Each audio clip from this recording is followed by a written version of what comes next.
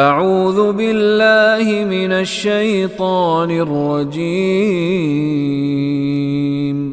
بسم اللہ الرحمن الرحیم ومن يعص الله ورسوله ويتعد حدوده يدخله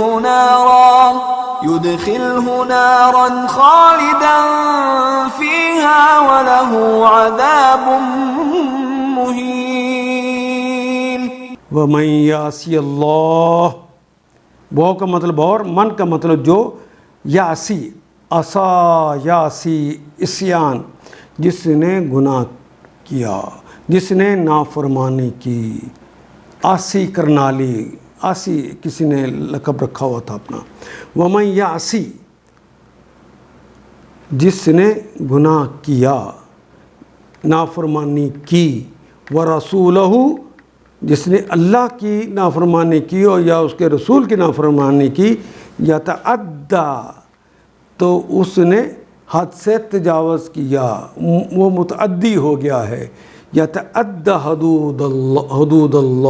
حدودہ، تو اس نے اس کی حدود کو پار کر لیا، حد سے تجاوز کر لیا ہے.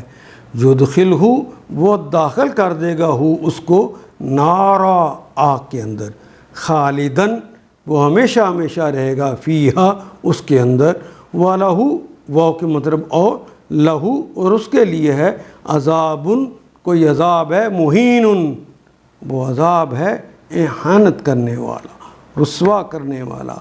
ہانا یہونو بھی آتا ہے اور آنا یہینو بھی آتا ہے.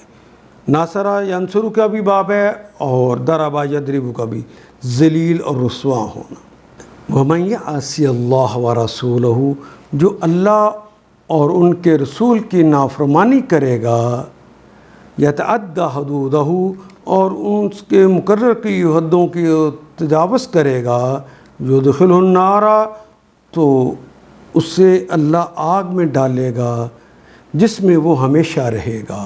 وَلَهُ عذاب مہین، اور ان کے لیے رسوا کن عذاب ہے، ذلیل کر دینے والا عذاب ہے.